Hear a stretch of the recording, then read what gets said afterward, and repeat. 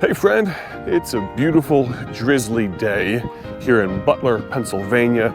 The clouds are beginning to form up and kids back there, we're at camp, kicking off a great week. It's been wonderful the past few weeks actually, busy few weeks here in Pennsylvania. I have the privilege of being the camp evangelist for Common Ground Baptist Camp. And I got our RV here for about 4 weeks, and we've just been so blessed. We're privileged to serve the King of Kings and the Lord of Lords. Right now, you may hear the atmospheric sounds of gentle rain. You may hear, it looks like there's a Cessna flying overhead, the kids playing in the background. We're having a great time. I want to thank you so much, each and every one of you, for your prayers. We talk about it, but I can't tell you how much it means to me that you pray for our ministry, that you pray for our family, you pray for the gospel tracts that we use. I'm excited to share with you some interesting things today and this week. I've got my Bible, I've got my iPad with my notes on it right now. I'm heading to the trailer, to the RV where I'll be speaking to you from today and most of this week. I'm going to ask you, if you would, to tune your ears. We'll be in the book of Mark, chapter number 5. The book of Mark, chapter number 5. Find your way there, if you would, as we'll join together in reading quite a few verses of Scripture to set the stage and give us some context today. I think we're going to read Mark, chapter 5, verses 1 through 20, actually. There's a pavilion over here. I'm going to sidetrack with the rain coming down. I don't want to get the camera and microphone all wet. We're going to jump in this pavilion and go to Mark chapter number 5. Now, we're going to talk about your testimony, my testimony, our testimonies. A testimony, a story, an opportunity for us to tell our story, and specifically as it pertains to what we will be discussing today, tell our story as it pertains to the gospel. Let me set this up real quick here. If you can hear the bench creak, that's because I'm a big guy, I guess. There we go. I think we're good. Mark chapter number 5. Let's see here. I'll find my place there. We're going to look at this maniac of Gadara in Mark chapter number 5. And for those of you that are wondering, if you'd like to get travel updates from our ministry, from our family, you can do so by texting the word travel to this phone number. It's 309-316-7240. Again, that's 309-316-7240. We're in full-on camp mode. I'm actually wearing a t-shirt today. That's kind of unusual for me. And this is a special t-shirt. It was given to some of the staff here that are going to be here all 4 weeks. It says Band of Brothers on it, and we're having a wonderful time. Mark chapter number 5, we're going to jump right in here because I've got something special to share with you. Mark chapter 5, verse number 1, the Bible says this: "And they came over unto the other side of the sea, into the country of the Gadarenes. And when he was come out of the ship, immediately there met him out of the tombs a man with an unclean spirit, who had his dwelling among the tombs, and no man could bind him, no, not with chains, because that he had been often bound with fetters and chains, and the chains had been plucked asunder by him, and the fetters broken in pieces, neither could any man tame him."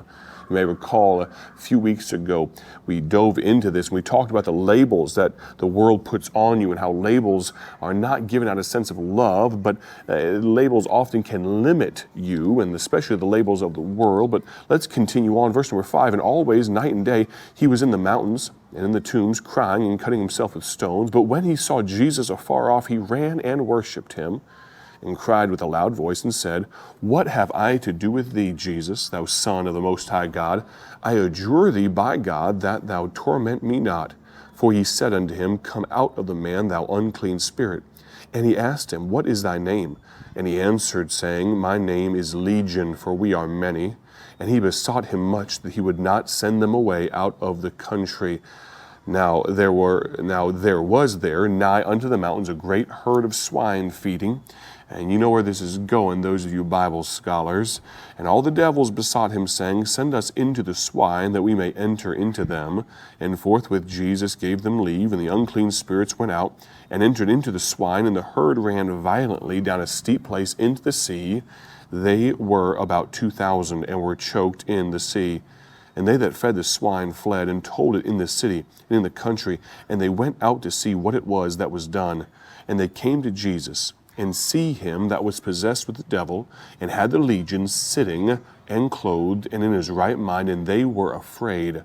And they that saw it told them how it befell to them that was possessed with the devil, and also concerning the swine.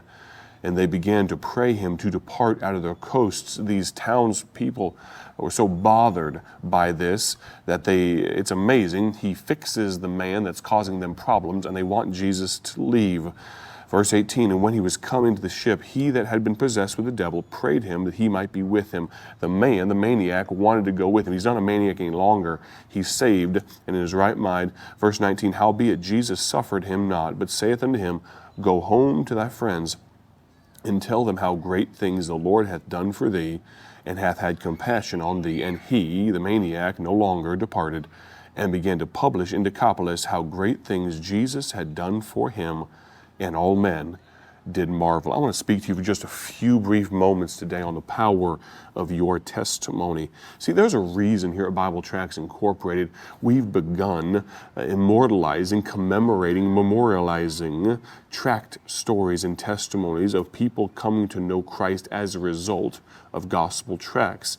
Those of you that may have seen our first two that we've put out, we're working on a few others, and Lord willing, I'd love to put out 6 or more a year. We'll see how that goes. But today, I know it's not visual for those of you that are on radio, but we're going to share with you Doug Anderson's tract story. Now, I'm not going to steal his thunder because he does a phenomenal job, and you can hear the tear in his eye. You can hear the catch in his voice. Right now, my throat's been just a little scratchy, been dealing with a little cough and things like that the last little bit. But Doug Anderson, he doesn't have a catch in his voice. He doesn't have a frog in his voice because he's sick. When he's speaking to you in just a moment, it's because he's thinking back on the fact that he got saved because of a gospel tract that someone left from our ministry all the way back in 1978. This maniac, I keep calling him a maniac. He wasn't a maniac anymore. Jesus told him, go tell people what happened to you. And there is power in his testimony. Friend, there's power in your testimony. I want you to listen, just by way of proof, I want you to listen to Doug Anderson's testimony for just a few moments, and I'll come back and close us down in just a bit. My name is Doug Anderson, and I got saved by reading a tract.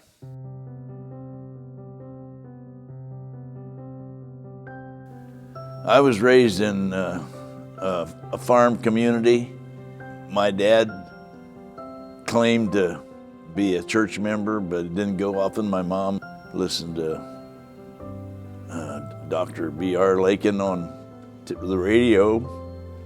We went to Sunday school and church as much as my mom could get us there. And other than that, we had a pretty normal country life. When I was 9, I think it was, 9 or 11, I was told I got saved, but you know what? I wasn't really saved. But when I got a hold of the tract, it changed things. I worked in Kokomo, Indiana, in a big factory, and I started getting this literature in the restroom there. It was somebody's Sunday school literature, I think, but it had some Bible stories in it, or little quick ones, and it made me want to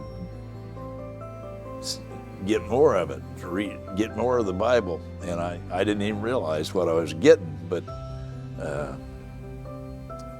when I got ready to go for the restroom one day, in our department, there's an inspection table, and somebody had laid a tract on the inspection table, and I didn't know what it was, but you know, I thought it was a gospel message of some kind, and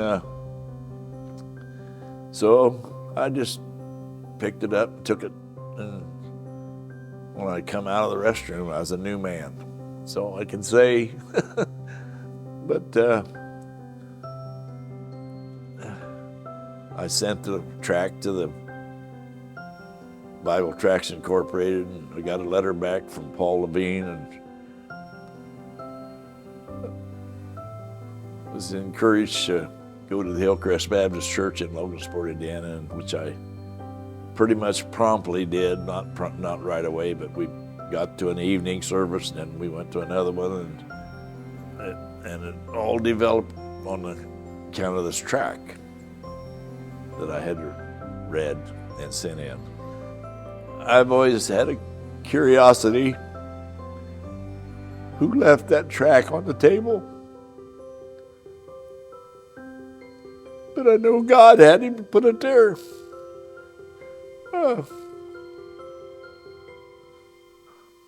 It was a message from heaven. Probably the best message I ever got.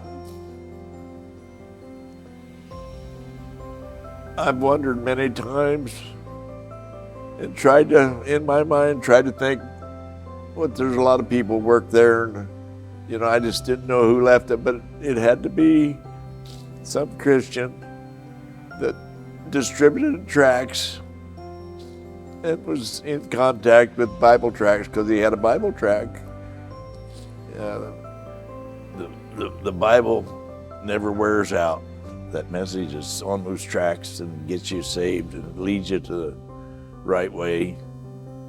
The message never wears out. I hope you enjoyed that testimony.